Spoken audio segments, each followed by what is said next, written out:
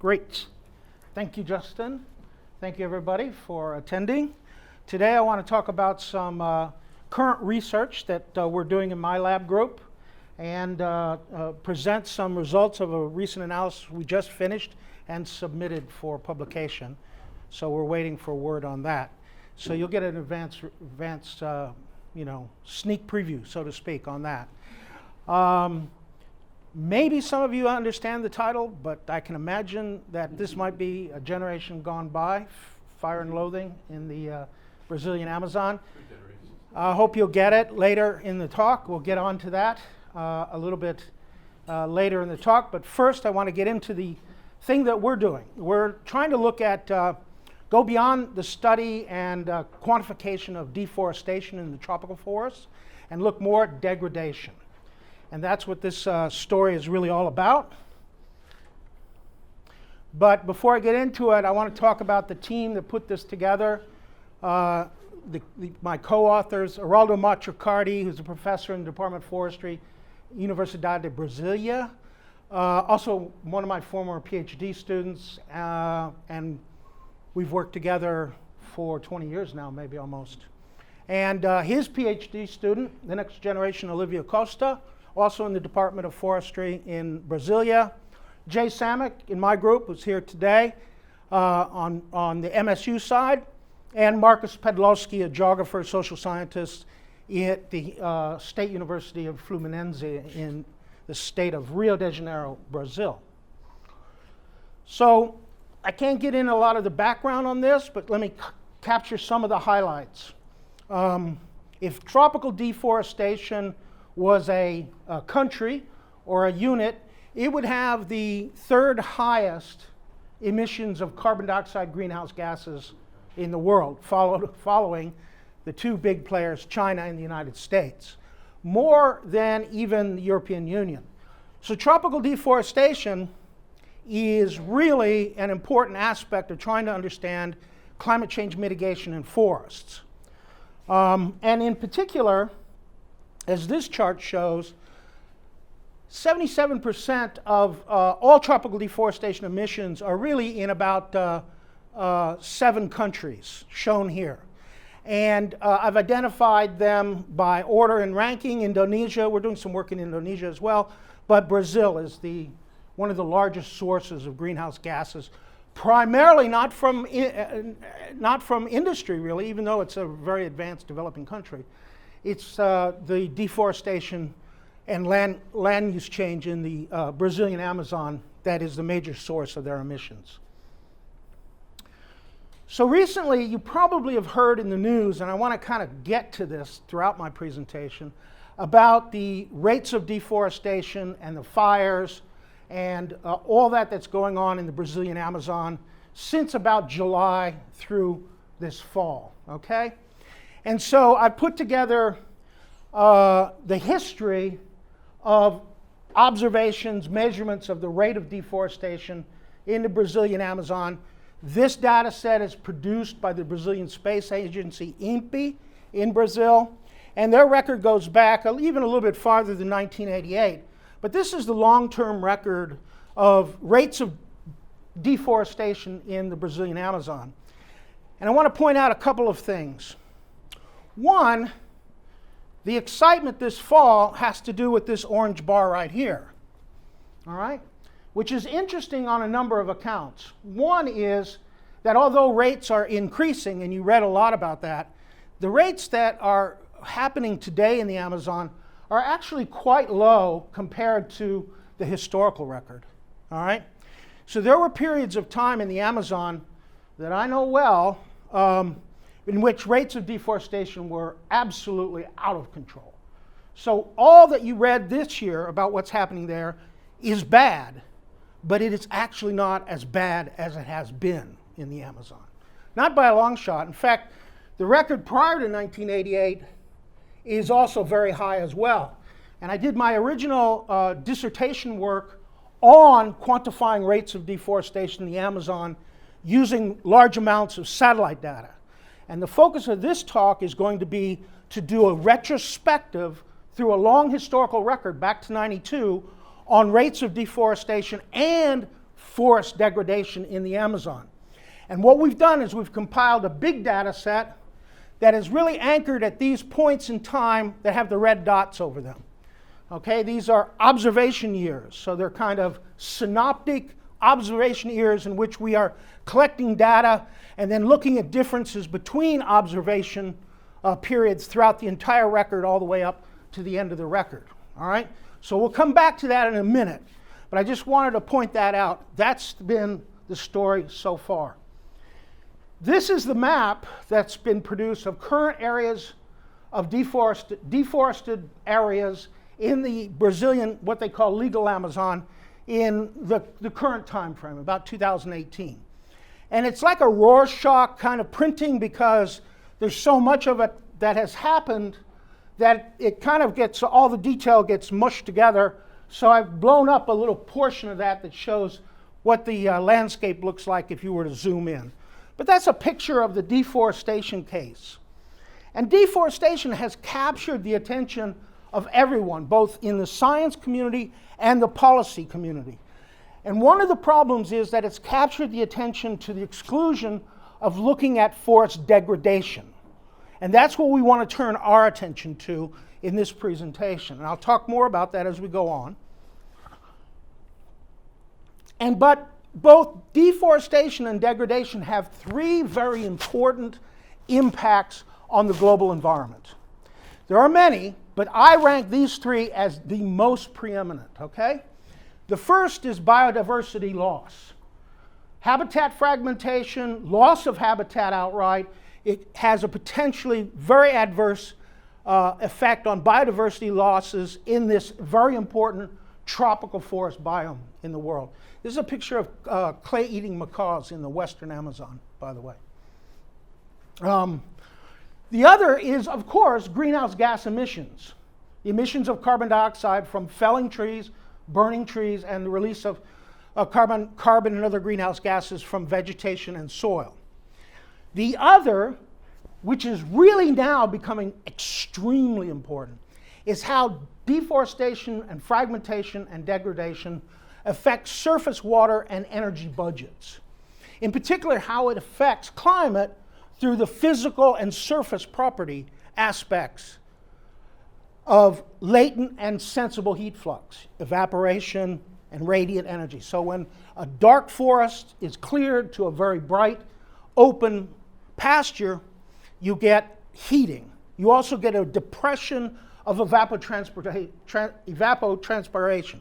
So this is becoming a really important question about the Amazon, even to the point that some scholars are asking, will the Amazon survive if we hit a kind of tripping point? That is, before it's all gone, will the changes in energy budgets and water balance in the Amazon have adverse effects not only across the whole Amazon, but through teleconnections to the other hemispheres on the planet?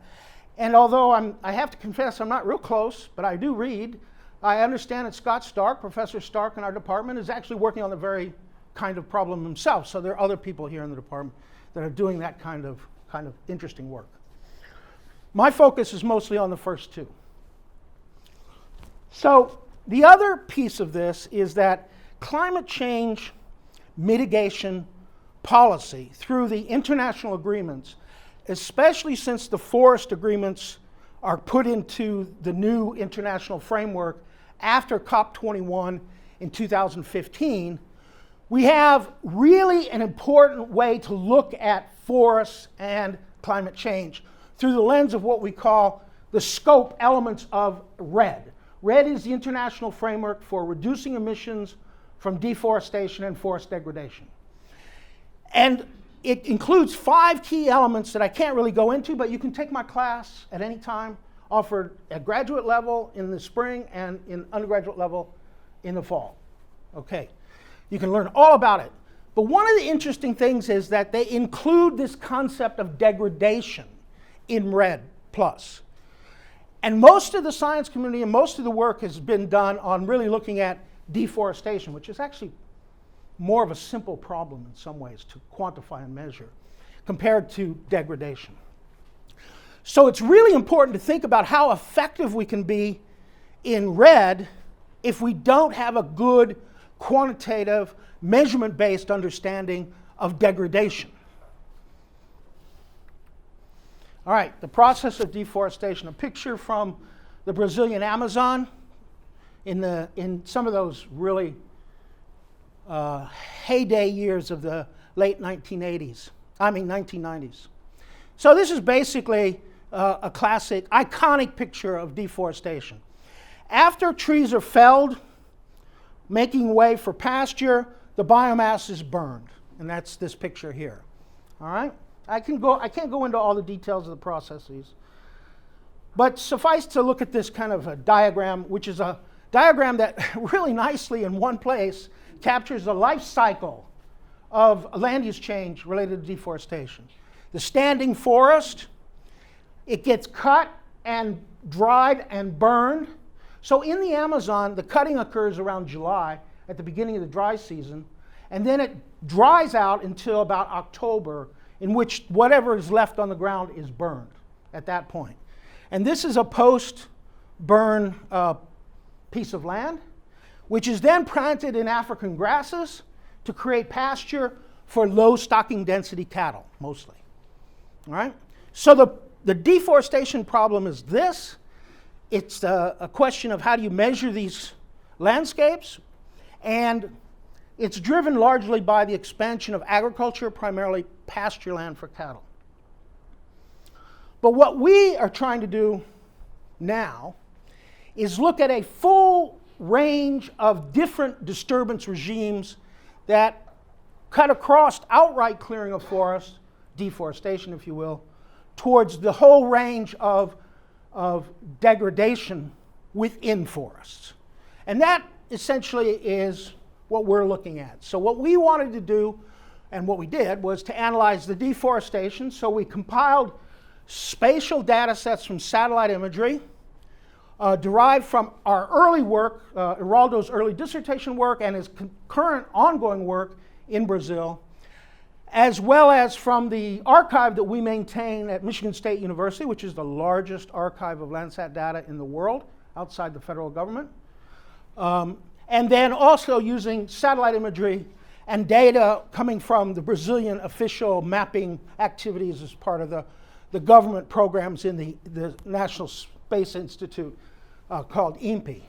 But then we looked at several other degradation regimes, selective logging, mostly intense, what we call intensive logging. Every deforestation that occurs has some logging associated with it. Most land clearing in the Amazon takes precious woods and then clears the rest. We're not looking at that. What we're looking at is operations specifically for selective logging in the Amazon. Understory fires. There's been a lot of controversy about these fires, and the question is how many of these fires are occurring inside intact forests, in the understory. Most fires, you'll see this, most fires occur as part of the land clearing process or after the land is cleared to maintain the pastures, to keep the weeds down and the regrowth down in pastures. Less so, but some, and it's controversial as how much, occurs outside of those areas in undisturbed forest. So that's a degradation. And then we're looking at logging that occurs with fire. And then we're looking at edge effects. So whenever you cut a pasture out of a forest, you leave edges. And there's been a lot of work on biomass collapse and micrometeorological effects on species composition, changes in mortality and recruitment dynamics, and biodiversity in the edges around deforested areas. And then lastly, isolated forest fragments that are left. After you clear a landscape, you'll see these islands of standing forest, not deforested, but potentially degraded as habitat because they're small. So this picture shows a landscape, and I'll point out some things that you can see in the satellite data. You can see on the top the intact forest, as well as on the bottom here. And then let me just show you that where you see this very faint line right here, and just above, all right? Between the native forest and a slightly lighter green area, here and up there, this is areas that have been degraded. Standing forest, intact canopies that have been selectively logged. Biomass has been removed. All right, so that's what this is pointing to. And then you can see that some of these areas are cleared for pasture, outright cleared. Bare soil, planted grasses in these two cases. And then there's been this long-term argument that logging leads to fire. So in this logging space, you see a fire burning. Okay, it's been degraded by logging, and now it's burning, and you can see the fire scar, and also the flame front, and also the smoke plume. All right, so this is a classical picture of an Amazon landscape being disturbed by multiple agents. We do have a definition of deforestation. It's being promoted by the international agreements. I don't want to spend a lot of time on it, but basically it's the direct human-induced conversion of forested land to non-forest land. All right? Effectively, this definition means a reduction in crown cover from above certain defined threshold, usually greater than 10%, to below 10% crown cover. You know, this is relatively easy to measure these days with remote sensing, and there's been a lot of work that's done on this. I started my career on doing this kind of analysis in the 1990s. There's been a lot of progress since the 90s. We have this thing done. We know how to do this. Except for probably in woodlands, but that's a whole different story. So here it is. This is an area that's deforested, forest, deforested. Kind of obvious. Another picture of areas deforested. And you can see it's messy in this particular case, some standing trees, some shrubs, but basically it no longer meets the criteria as the definition holds. Degradation is a different thing, and this is really important. Degradation is basically, as I like to think of it, changes within forests. It's not a conversion from forest to another land use. It's forest to forest, but it's forest of one biomass, carbon stock, however you'd like to measure it, to one that is depleted in carbon, biomass, diversity, whatever. But the canopy is still intact, maybe not as thick and rich and as much cover as the forest, as the primary forest. Certainly it's not. It's degraded habitat. And it's distinguished from forest management, which may be doing similar things, selective harvest under a kind of a forest management regime where there's replanting, in the sense that it is persistent and it's attributed to a known agent or a known driver. And I'll show you an example of this in a second. This is relatively difficult to measure, and there's really been very little work done, although there has been some notable, excellent work done in this area in the past. We really don't have as good a handle on quantitatively how much degradation has there been and is there in these forest systems, and virtually nothing really for woodland systems. So here's actually a woodland system. It's a good example. It's from our work in Malawi that shows degradation for charcoal. The agent is producing charcoal by harvesting biomass. So you see that the canopy is there, but obviously individual trees have been taken and removed to put into charcoal kilns.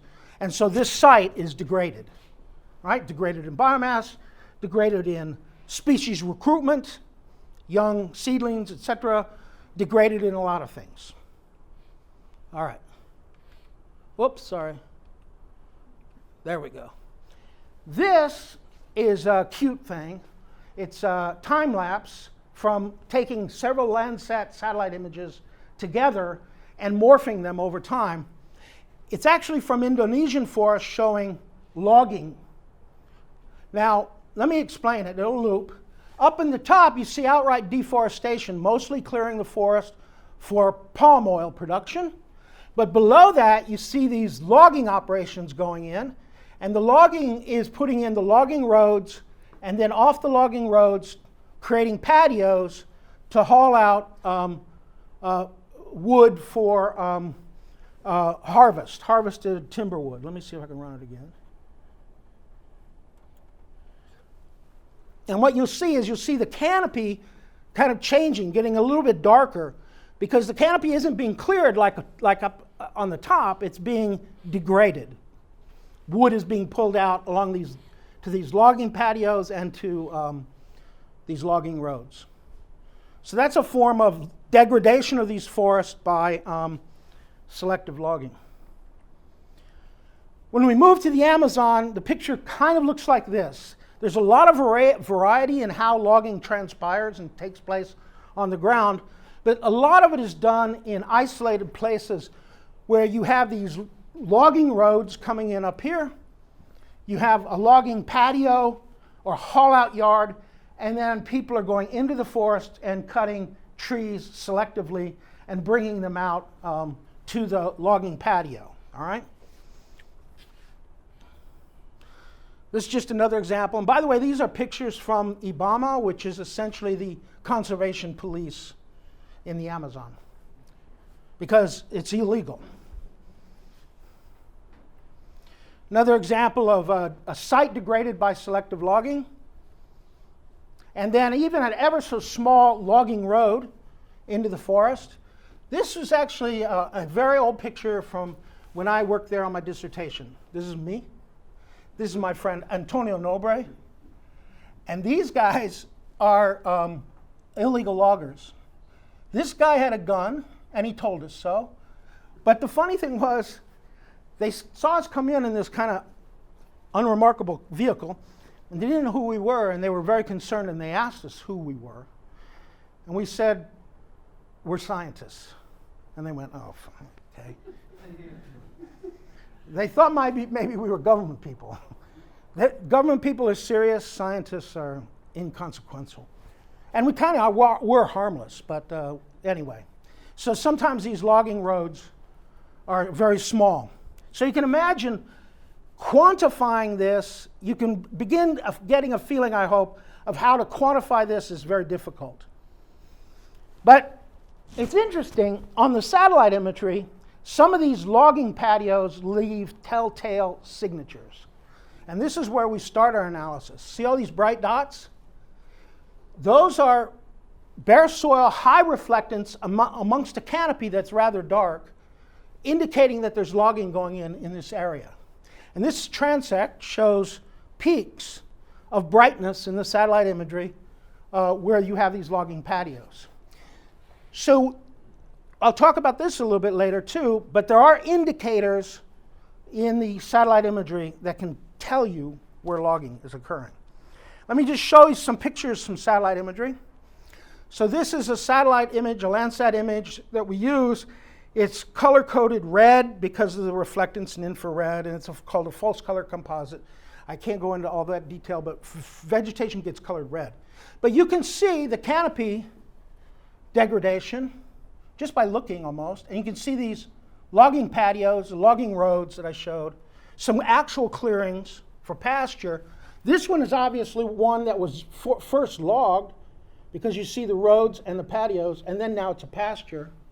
And then through image processing, we can enhance the signal that we get from logging these dark areas compared to the undisturbed forest and begin mapping it. This is using a technique that we call forest fractional cover, which is a spectral mixing model using two end members for doing the mixture modeling.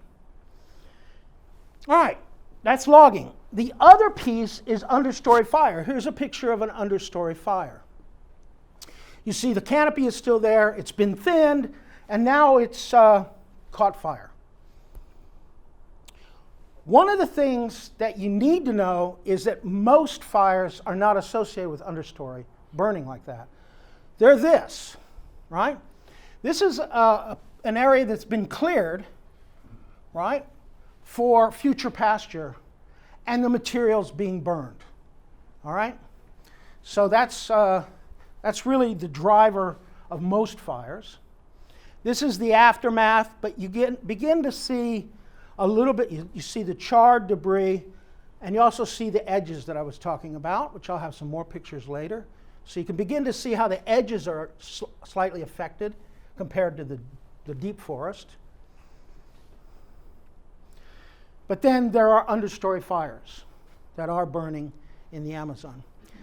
The argument has been that these are the result of prior logging. And what's come forth over a number of years is this idea, this long-held assumption, this concept in our science of what they call the positive feedback theory on forest degradation in the Amazon mostly, really exclusively to the Amazon. This idea, I think, was started by Bill Lawrence, famous ecologist working in the tropics, also by Mark Cochran, a former postdoc of mine who was at MSU for a number of years, was in our department for a few years, I think.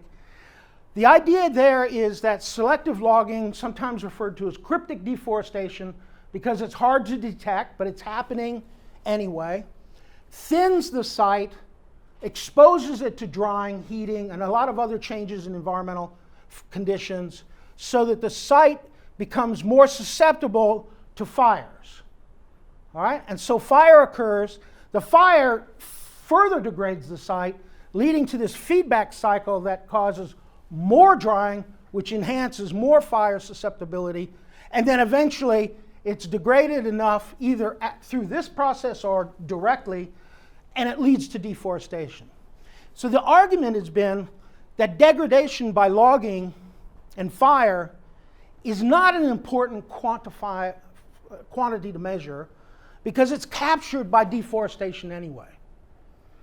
The argument has been that the positive feedback theory suggests that deforestation is the ultimate end point for degradation by selective logging and fire, understory fire. So that measuring only the deforestation captures those things anyway. Which means, if you're thinking about it, that that's the only disturbance regime really that's in the Amazon. It's just the deforestation disturbance regime. Another one, you can imagine, based on degradation, doesn't really exist. It only exists for short temporal periods. That's important to hold that thought as we move forward. So here's an example of another form of what we're measuring, forest fragmentation. And watch this morph video loop as well.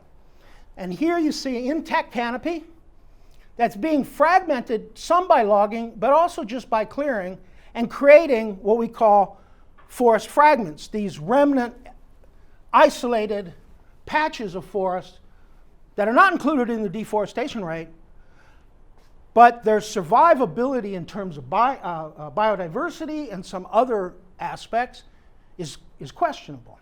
All right? So the degradation also is occurring as these fragments get created in the fragments themselves. So jaguar habitat is no longer a possibility in this image, even if the deforestation has been lower than you would expect, just based on the areas that were outright deforested. Right?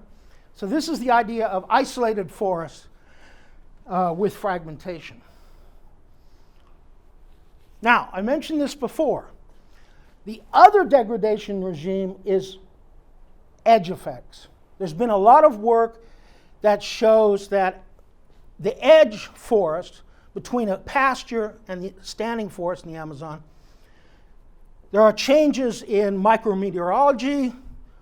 There's poaching that goes on by the landowners and the cattle, and all sorts of other effects that causes a biomass collapse in the edge and a loss of biodiversity. So this edge effect is a real effect that's recognized by most conservation biologists. And these are forests that are not deforested, but they certainly are degrading. All right? So fragmentation is a really interesting geometric problem. Okay, I give two examples. Here in the state of Pará, you have these block pattern with their edges. And then in the state of Rondônia, you have this so-called fishbone pattern, where you have tremendous amount of edges. Per unit area, the edges are much higher in this kind of geometry than this. So geometry matters, right? This whole thing about edges and spatial geometry really matters. So folks like Bill Lawrence have kind of looked at this very systematically, and I've used one of his charts here to show edge parameters, the edge effects, if you will, and the edge penetration distance to indicate that most edges up to 500, about 500 meters in, have some sort of effect. And this, I can pick out some. Reduced understory bird density, elevated litter fall, air temperature. You know, you can see all the way up at the top, increased forest disturbance, elevated tree mortality can occur all the way into 300 meters or more. So these are real effects on forest situation.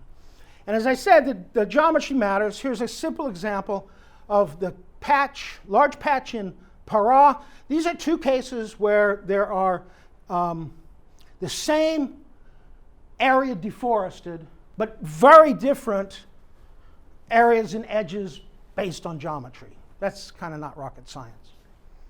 All right. And here's an example of the isolated forest that I talked to about earlier. See all those green patches of forest. And what this is leading to is this a little bit more advanced theory that people are writing about now in global change biology, where deforestation passes through a process that has to do with the landscape structure as well as the patch structure. Not only the edge distance and the patch size that I'm talking about, but whether it's in a pasture or whether it's in a wetland or what kind of matrix in the landscape, and then through processes of about seedling flux and edge effects, you get this pattern of biomass and carbon stock collapse. So it was important for us in our analysis to take advantage of all the factors that we could in terms of the geometry and the spatial analysis.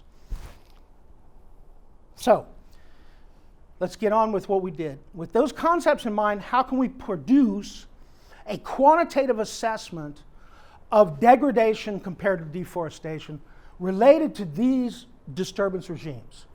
Logging and burning, edge effects, isolated forest patches. All right? So you can imagine we're going to use satellite remote sensing and GIS, of course.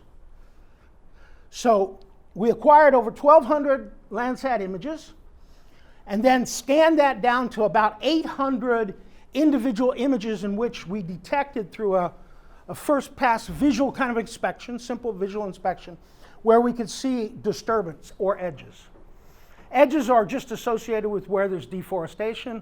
Isolated forests are where there is deforestation, but we had to look for the logging and the burning in the image before we did the analysis. So that's what this shows, is the roughly 850 images acquired at different years of observation: 92, 96, 99, 2003, 2006, 2010, 2014, 2018.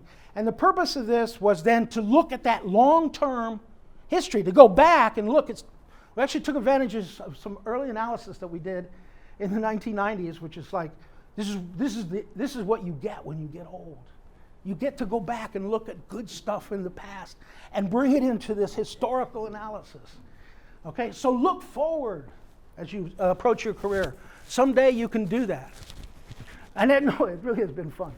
It's been really interesting because we're going back to bringing forward the old data sets to really get a comprehensive picture of what has been this history of degradation in the Amazon.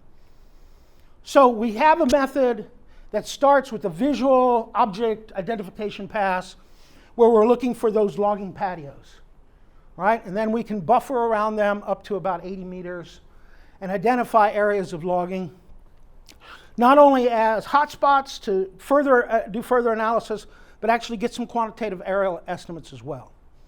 So this is some of the satellite image where you can actually see the bright dots. Can you see the patios and these lines?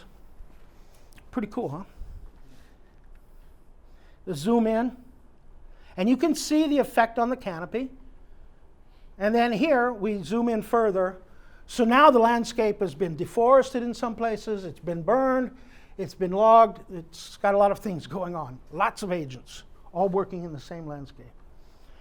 So then the next analysis uses texture analysis, a kind of digital automated processing approach where you pull out the sharp discrepancies in spectral reflectance from one pixel to the next, a kind of texture analysis.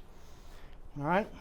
And then we use this forest fractional cover method, spectral mixing modeling, where we can take the raw image like this, and then what we do is we process it through these models that then can identify by shades of gray the percent canopy disturbance. So in this case, bright areas are 100% canopy cover, intact, and then these are different measures of the degree of degradation, if you will. We have some ability, if you calibrate it, to look at the intensity of degradation, but our analysis here is only to identify where there's degradation.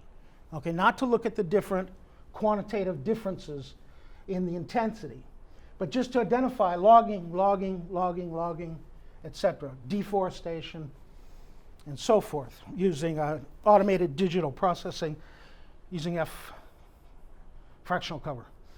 So we get these kinds of results. This is the areas that are detected. This is a sample. Forest in green, and you can see the color coding. Deforested, logged and burned, edges, and isolated forest. The edges are identified by the green borders, so we buffer to 120 meters. So we're very conservative.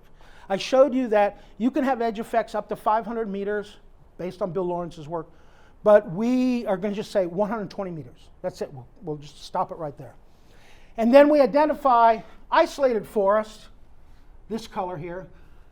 Any forest patch that's less than 100 square kilometers, Jay? 100 square kilometers. Seems big, but it's actually not as big as you think it is. Okay? So this is the detected landscape in this 2006 period, for example. All right? Then the game here, the next trick, is to identify in 2006 what new pixels were created between the last observation year, 2003, and this year. These are the new places. Now, here's the problem we have. Even with remote sensing, we have two problems. One, the signal for degradation disappears. You will not see a degradation that occurred in 2003 in 2010. It will have disappeared. The canopy kind of covers it over.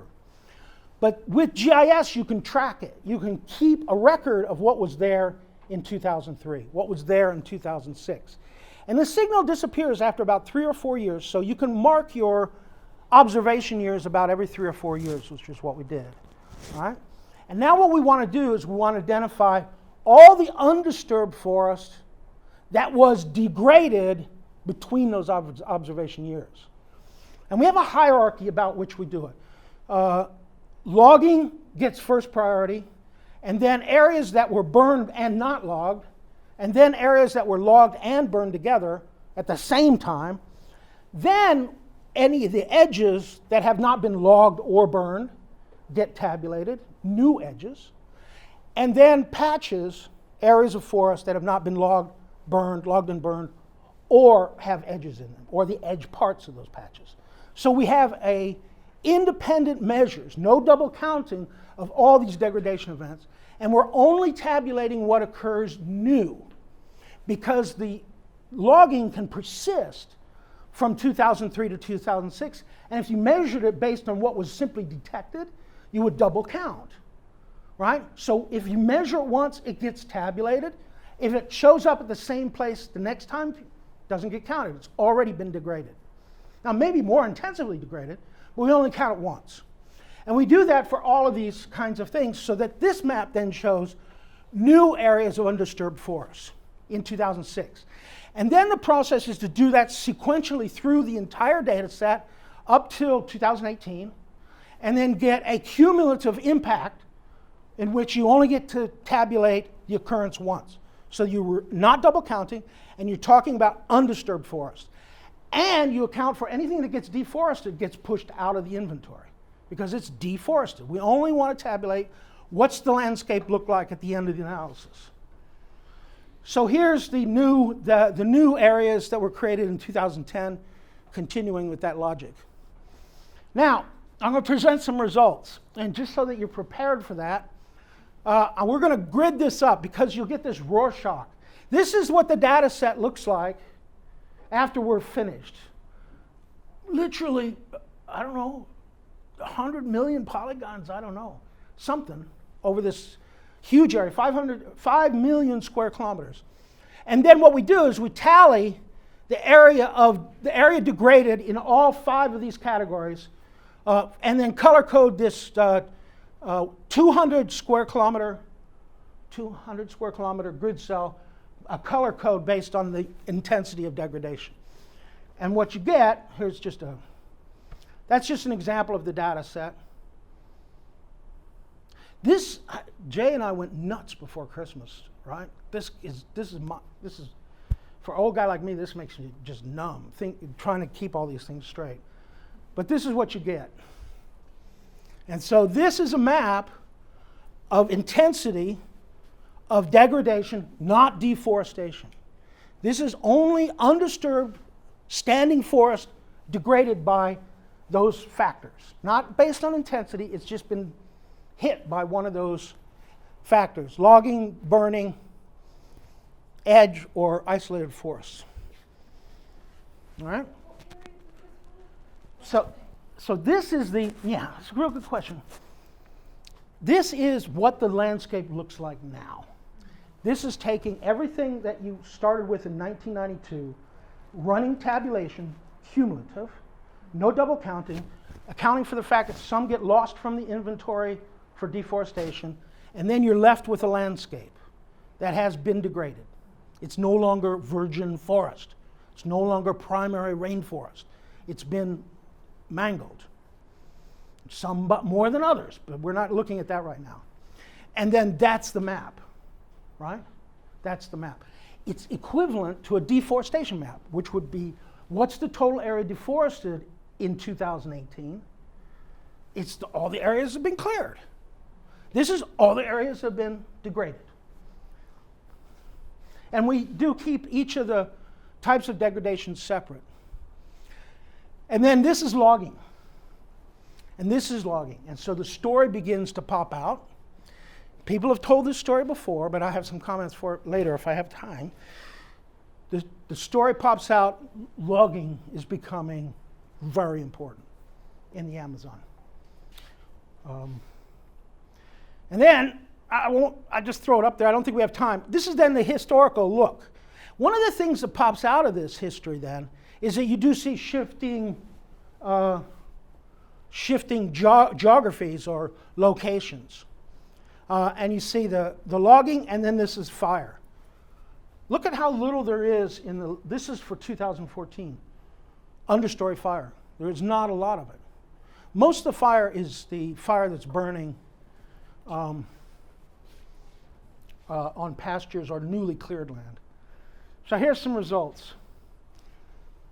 So the degradation, all degradation combined now exceeds 250,000 square kilometers.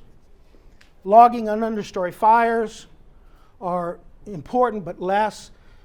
Much of the degradation is dominated by patches and edges. But as deforestation rates decline, which they are, edges and patches also become less important in terms of degradation. But they're always pretty important. So here's the results. I have to throw some numbers at you because there's some points we're going to make. So this shows logged and burned, edge, isolated forest through the time series, right? Look at this. This is the important bottom line. Degradation is quantitatively more important than deforestation. The area of degraded forest, all right, is higher than the area of deforestation. Let me go through this in another way.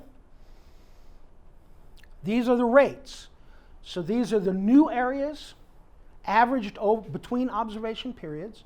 These are the rates, not the totals, right? It's the annual rate of degradation, new degradation, compared to the annual rate of deforestation, which is what INPE tabulates. By the way, some of that satellite data on deforestation is our own work in this paper, but some of it's from INPE. The degradation rate is 18,000 square kilometers per year compared to 5,000 square kilometers per year for deforestation, right? So this is what captures everybody's attention, and we have not looked at degradation at all, not in this way. So the summary of all of this, this is the quantitative table for the map that I showed you. Here's all the areas that have been, logged forest, not deforested, burned forest, not deforested, logged and burned forest, not deforested, edges, not logged or burned or deforested, isolated forest. You can see these edges are still important over the long history. It's kind of obvious. But look at this. Total degraded in 2018 is 356,184 square kilometers, compared to, during the same period, the deforested was 332,894, right? So the degradation is actually quantitatively now more important than deforestation. Now here's another little thing that comes out of the spatial analysis. This shows that these data will show, I'll go through it, only a small fraction of logging areas are deforested. Only a small fraction of degraded land eventually gets deforested. Remember the positive feedback theory that everybody buys into? Everybody buys into this idea that if it gets degraded, it gets deforested. Not true. Especially in the recent time frame. Logged areas only, currently only 6% get deforested. The rest remain as disturbance areas out there on their own. Burned areas a little higher, logged areas, but a total only 10%. But look at this. It was higher in the past. And I think, just if I can editorialize a little bit, I think what happens is that people do their studies in one place at one time, and they draw broad conclusions about history and the whole Amazon basin.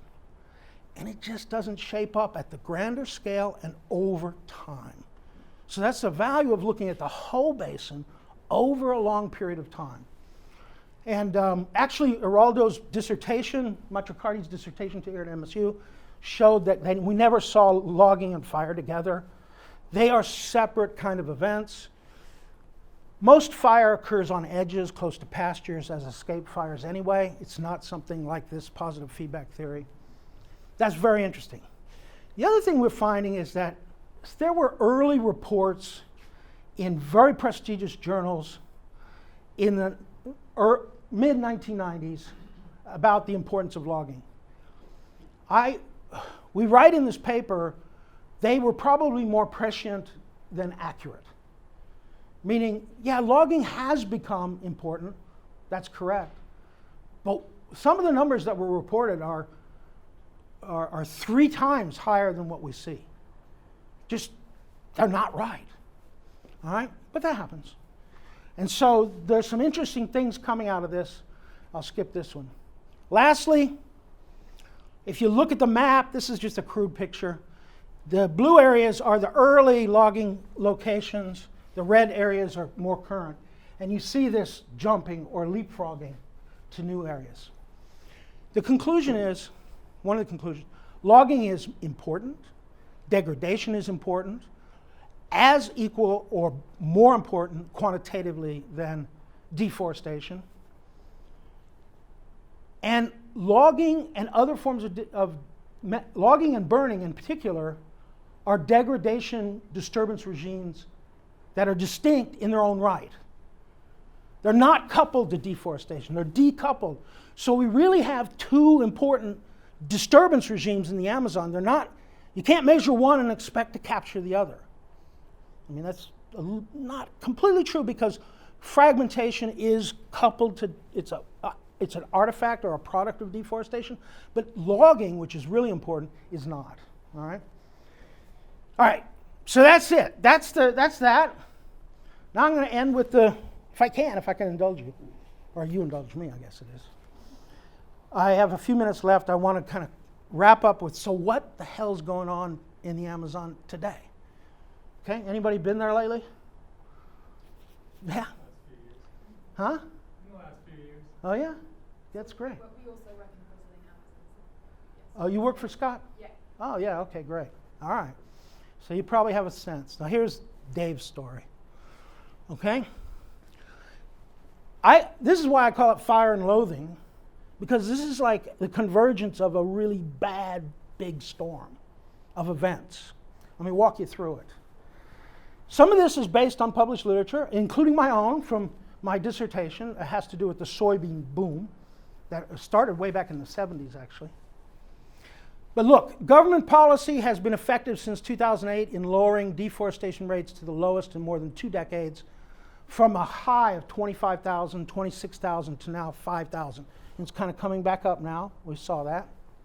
So government policy was very effective at bringing rates down. All right? Enter the new government of Jair Bolsonaro, who has his own style, shall we say, but he also has a policy, a laissez-faire economic development policy. And he's implementing it in the context of what he calls the sovereign Amazon. Right? The sovereign Amazon means that it should be exploited for its resources. It should be used for its resources. And so Bolsonaro is promoting the opening up of the Amazon for natural resource exploitation. And this is the development piece. This is also an economic policy piece of the Brazilian government today. The forest law, which has been very important in implementing curbs, as well as some other policies like the soybean moratorium and some other moratorium on clearing land for soybean production, has been very effective. But in 2017, it changed. And it changed in a way that had good intentions. The law says that you can only clear 30%, roughly 30% of your own land. You have to leave the rest standing in forest. And farmers were getting frustrated with that and saying, why can't we look at this in a landscape or a broad jurisdictional way? And so the law was changed in a way that said, even if your land, you're clearing more forest, but that whole jurisdiction, your municipio that you're in, still maintain those statistics, it's okay. The law was lenient in that way. But this has created a problem because it's ripe for cheating, and there is cheating.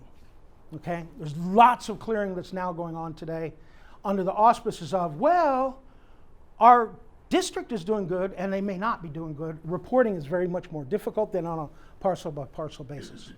So the law is being changed, and Bolsonaro is actually looking the other way. The government is looking the other way and not enforcing it. Logging has been a key activity promoted by the government to open up areas, and that's why you now see logging as a separate disturbance regime, because logging is being promoted in ways that it hasn't been promoted in the past. But logging is now key to new extractive activities. Our data show this, that you saw, and it's no longer tied to deforestation. All right? It used to be that logging was very illegal, and the only way you can take precious wood was when you were clearing it. Now it's been a more open policy so that you can actually put logging operations, and that's why you see some of these locations we're finding far away from the deforestation center. Let me show you this. Oops. See this yellow band here? This is the so-called arc of deforestation. This area is the area where most intensive deforestation is. And this is what we're seeing now. We're seeing moving the logging operations deeper into the forest, away from the settlements. There's a really interesting thing going on as well. This is probably more important than anything. There's a pent-up appetite by farmers to grow soybeans. They want to sell to the export market, and they've been pent up for 5 years. They've been wanting to do this for at least 5 years now. It's really odd. Araldo and the team in Brazil comment that it's really weird to see farmers practicing the growing soybeans in the wettest part of the Amazon, where they really don't do very well, but they're willing to give it a try and keep trying because they want markets, export markets for their products. And so this is from Emilio Moran's recent paper. Emilio is a faculty member at MSU. He's an anthropologist. It just shows, look at 1995. This is a map that shows the intensity of soybean production. It's largely outside the Amazon, but look at this. Now it's creeping into the wet areas of Mato Grosso, Pará, and Rondônia, up in here. So these farmers now are really saying, we're experimenting with soybeans. We want markets. So what happens? I think the rest is obvious. Soybeans have been, for a long time, a major export, supported by commercial and government capital investments, huge amounts, dating back to the oil boom of the 70s. This is my dissertation topic. Brazil has always competed with the US. Brazil's number 2 soybean producer next to the US, and they have a market advantage because they can produce in the winter, our winter. They can produce. They can gauge the market in North America and plant according to the market that was the crop harvest in the US. Now they're really wanting to push soybeans into the wet Amazon. What happens then last year? Trade wars. This is the fear and loathing. Then the trade war with China breaks out, and all the global commodity markets for soybeans, all the trading pathways have changed. And guess where Brazil is? Offering. Chinese are taking. And once those get set, economists will say, maybe Runxin can chime in, but once those new trade relations and pathways get set, it's going to be hard to undo them. So it's too bad for American farmers. It's also too bad for the Amazon. So this is what's going on. And this is the fear and loathing, the fire and loathing in the Amazon. And I'm done. So thank you very much. Any questions? That was a very interesting talk and such a valuable analysis that you have there to look back over 30 years, I think it is. 26. And as you said, to highlight the importance of degradation rather than just deforestation. I don't. So we don't. So I think about 3D forest structure, and I use LiDAR, and we obviously don't have like a data set going back that far in the Amazon using LiDAR, and we don't have one today that can look at that large area. But I just wondered if you could sort of speak to, presumably your results are conservative, because there may be areas of the canopy that actually are kind of covered with canopy trees and actually degraded underneath. So do you have a sense of, at all, like how much that might impact your results if you could actually kind of penetrate through the whole canopy? Well, I think you could say it's conservative in that way. You could. I think the way we use, this is a debate. This is a debate that's in the remote sensing community. So you'll hear now where I fall out. Some of the tools we have with optical data are pretty darn good.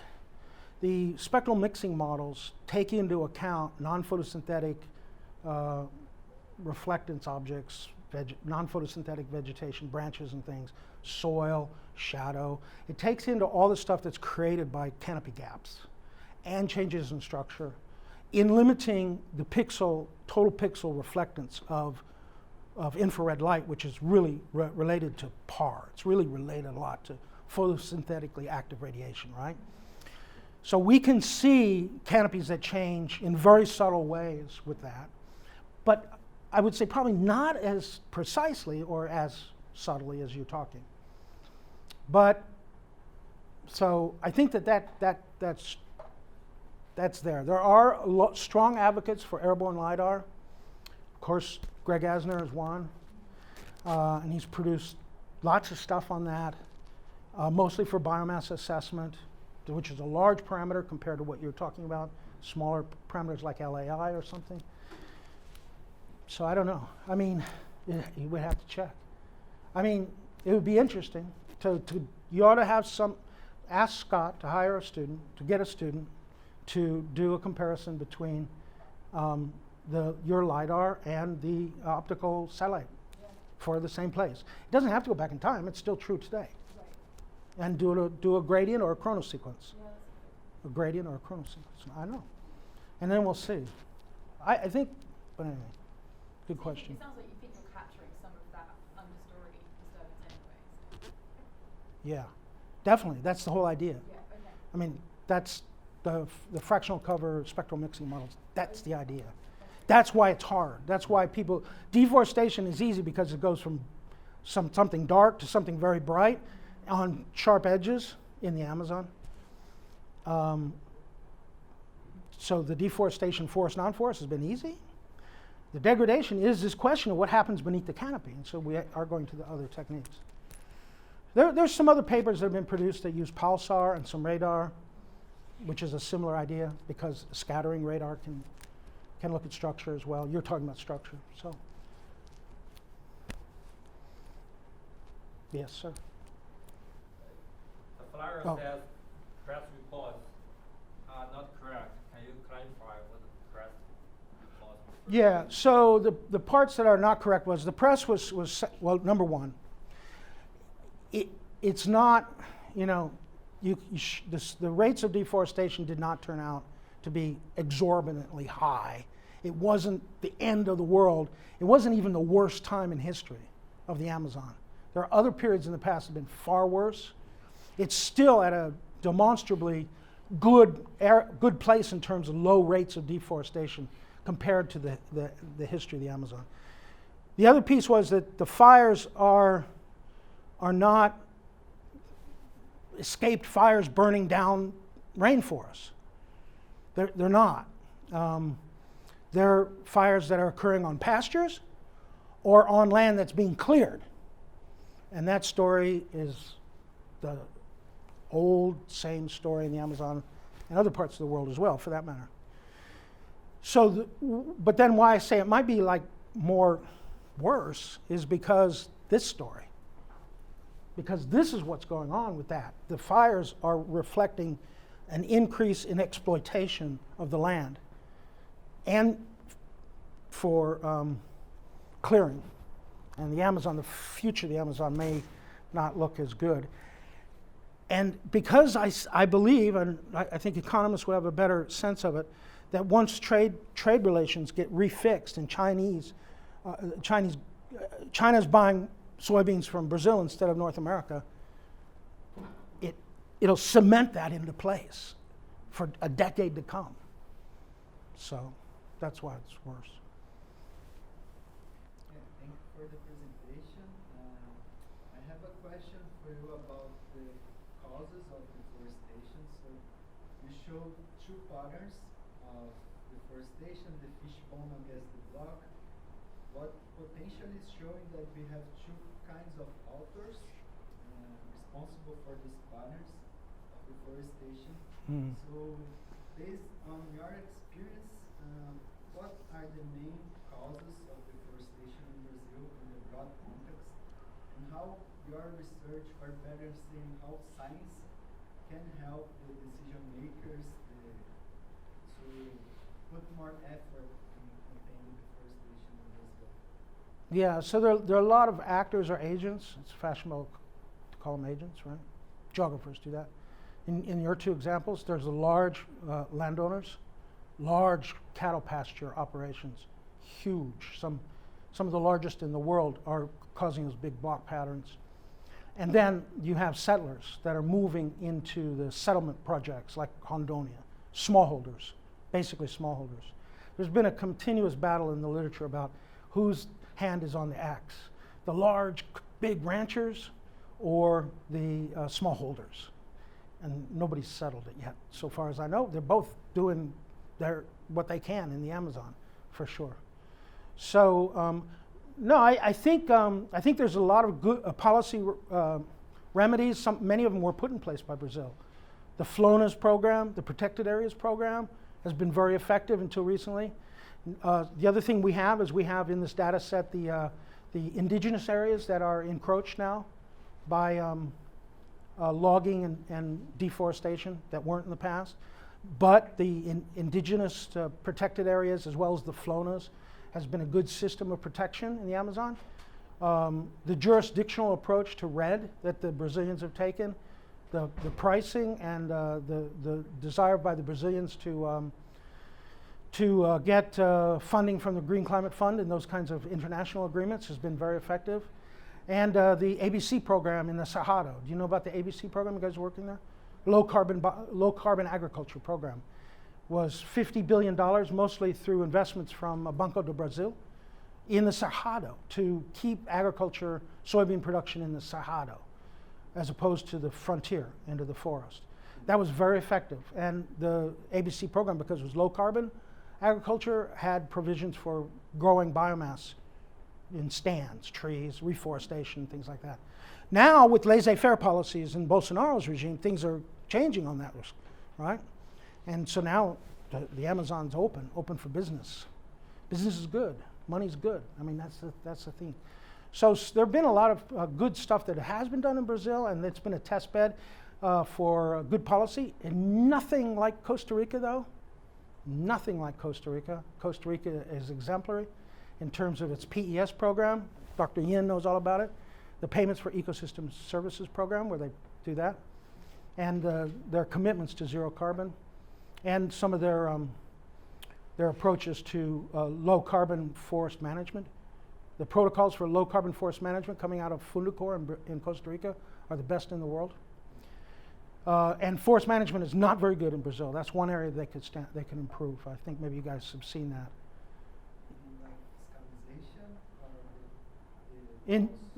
No, in terms of just harvest, low impact logging, things like that.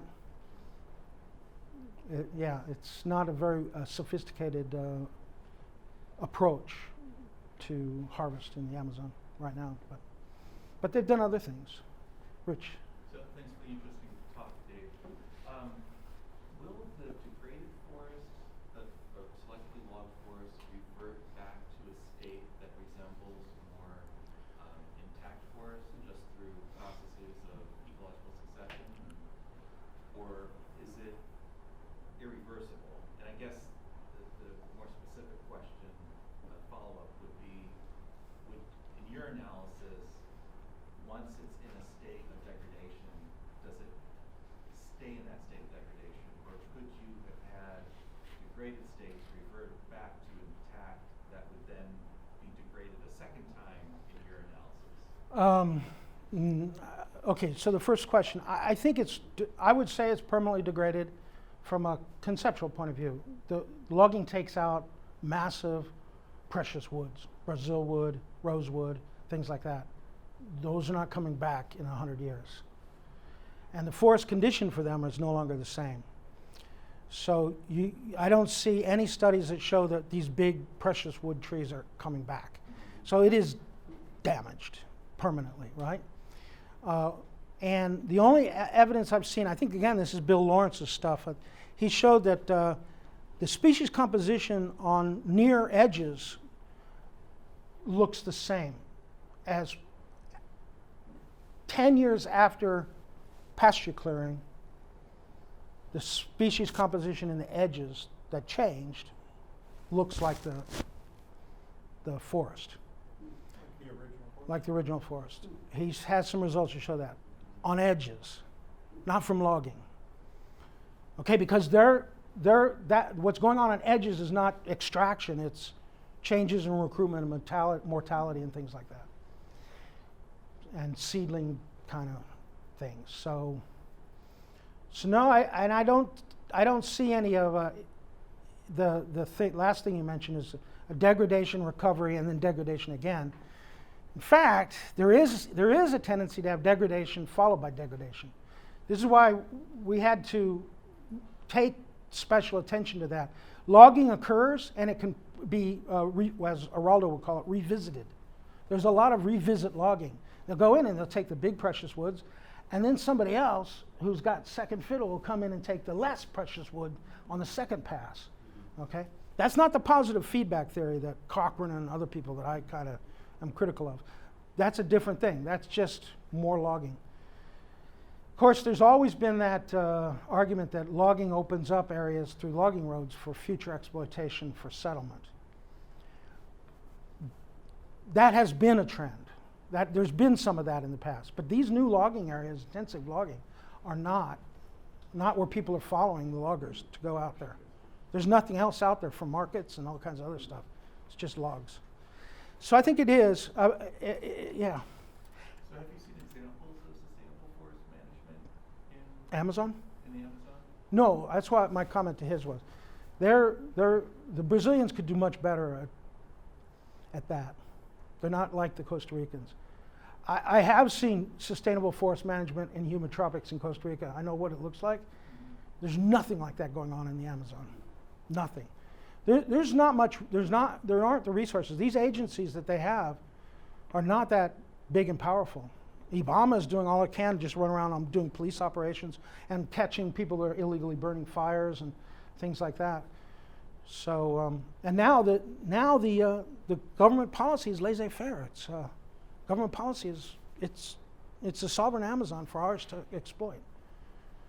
There's a great movie that if you can find it, I used to show my class called The Great Brazil.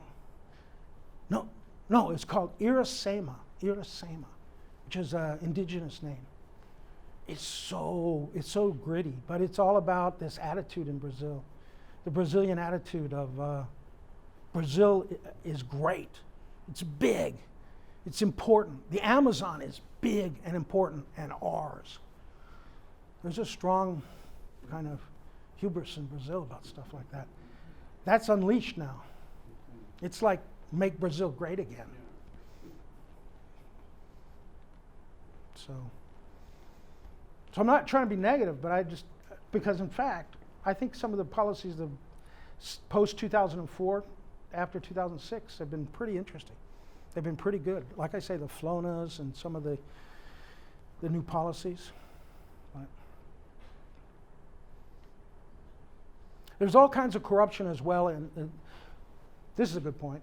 It's very difficult to put in a certification regime in the Amazon. It's been struggling. You know, where you tag trees and you have chain of custody, because the whole system to sawmills and to export has a lot of corruption in it. So that's not my field, but that's just my personal observation from over time. All right, well, I think we've gone over time. You've been very gracious. Thank you.